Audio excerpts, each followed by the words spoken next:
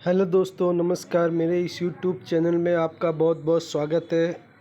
तो आज हम बात करेंगे एशियन पेंट के बारे में। तो आप देख सकते हैं एक दिन में जो इसने है 1.13% का रिटर्न दिया है। 5 दिन में आप देखेंगे तो 0.51 का माइनस में रिटर्न है। 3 महीने में, 1 महीने में देखते हैं हम तो 3.27% का माइनस में रिटर्न है। 6 महीने में हम देखते हैं तो 3.10% का पॉजिटिव रिटर्न है। और 1 साल में हम देखते हैं तो 1.86 का माइनस में रिटर्न है। और 5 साल में हम देखते हैं तो 164% का पॉजिटिव रिटर्न है।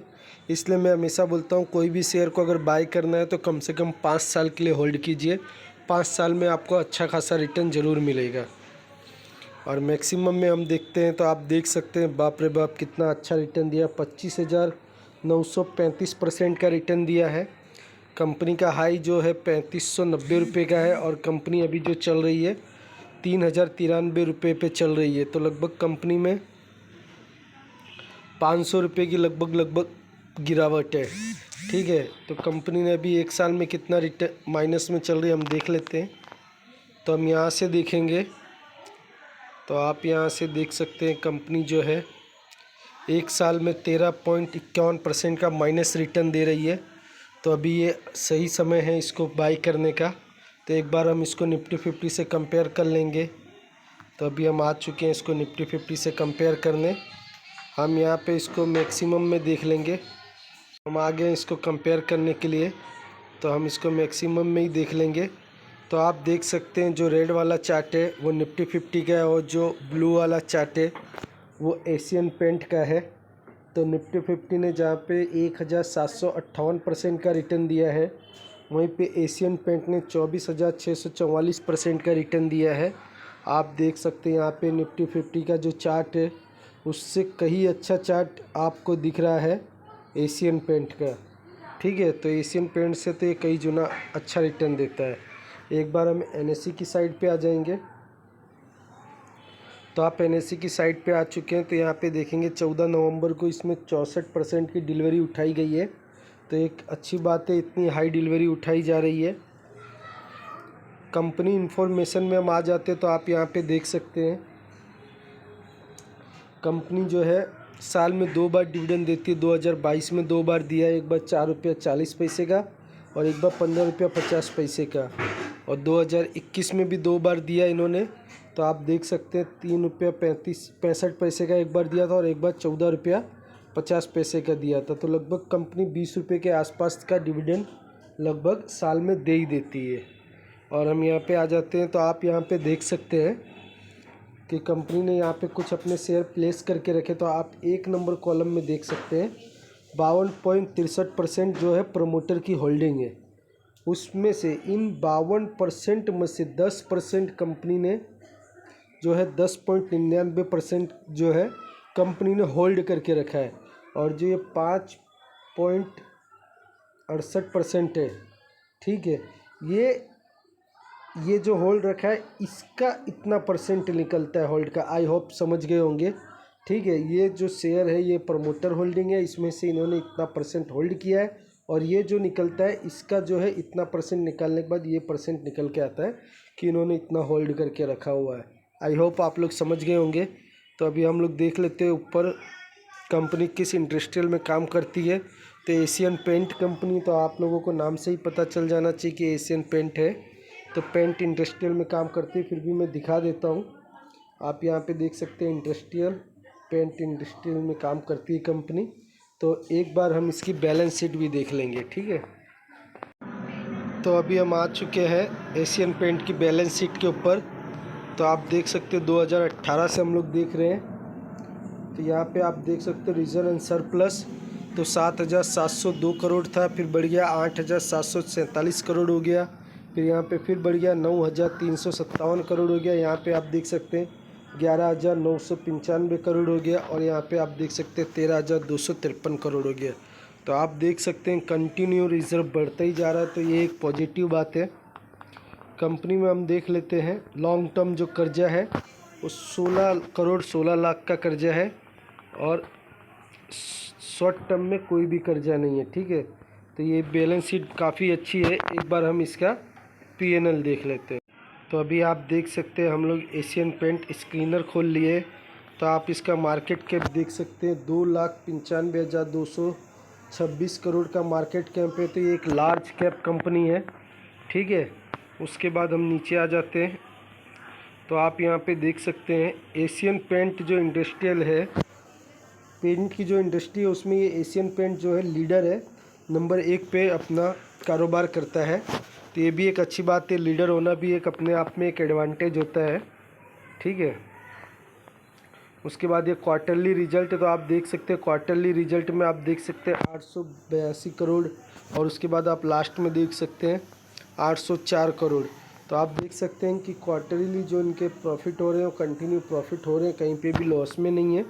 एक बार हम ईयरली देख लेंगे डिटेल में। तो आप ईयरली में आ गए तो आप डायरेक्ट नेट प्रॉफिट में आ जाइए। तो हम डायरेक्ट नेट प्रॉफिट में आ जाएंगे। तो आप देख सकते हैं यहाँ पे हम कहाँ से देख रहे हैं, 2011 से हम देख रहे हैं। तो 2011 में जो कंपनी है 881 करोड़ कमाती थी, फिर बढ़ गया 1021 करोड़ हो गया। आप देख सकते हैं यहाँ पे 881 करोड़, फिर बढ़ गया 1021 करोड़, फिर बढ़ गया 1160 करोड़, फिर बढ़ गया 1263 करोड़, 1427 करोड़, 1803 करोड़, कंटिन्यू बढ़ते जा रहा है। 2016 करोड़, 2098 करोड़, 2208 करोड़, 2774 करोड़। आप देख रहे हैं कंटिन्यू बढ़ता जा रहा है।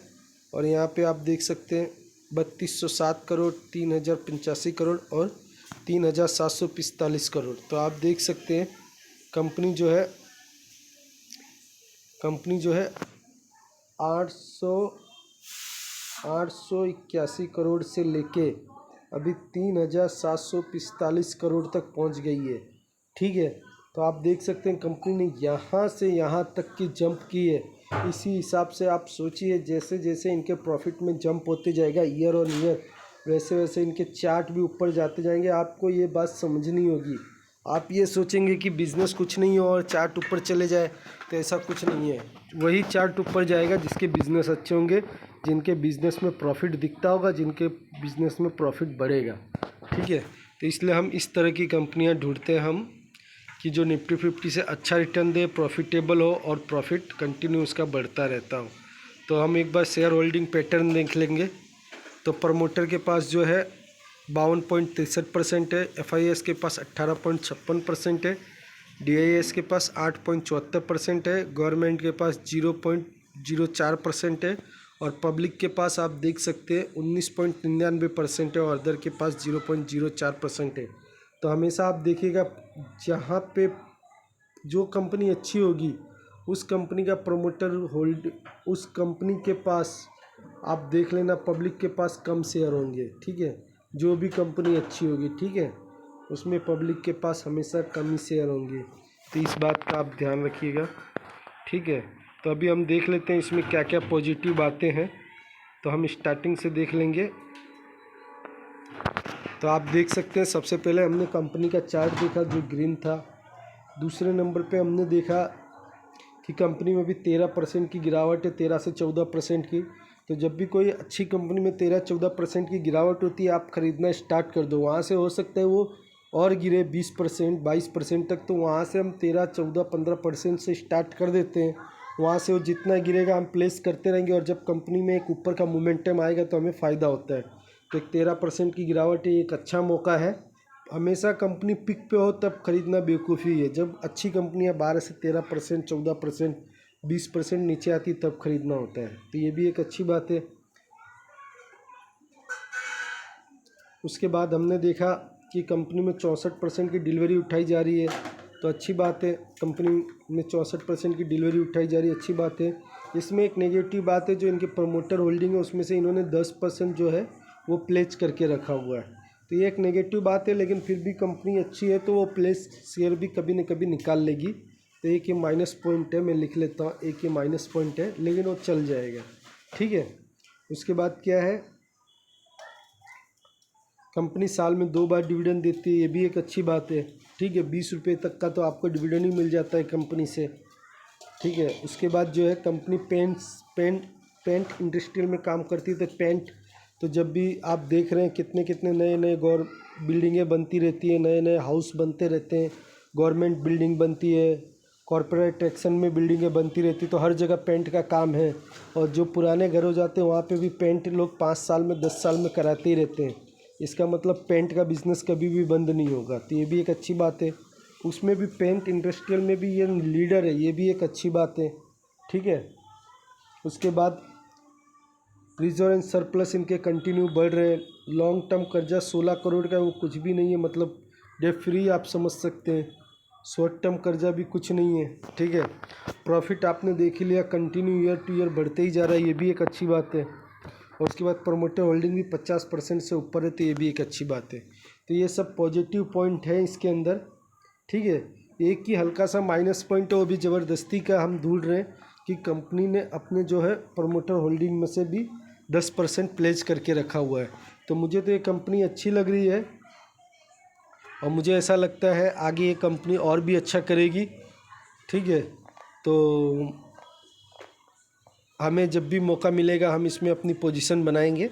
अगर आप भी इस शेयर को बाय करना चाहते तो आप अपनी रिसर्च करके, अपना एनालिसिस करके, अपना दिमाग लगा के इस शेयर को ख़रीदिएगा, ठीक है। अगर आपको मेरा ये वीडियो अच्छा लगा है तो मेरे चैनल को लाइक कीजिए, सब्सक्राइब कीजिए, शेयर कीजिए। मिलेंगे नेक्स्ट वीडियो में। Good night, bye bye.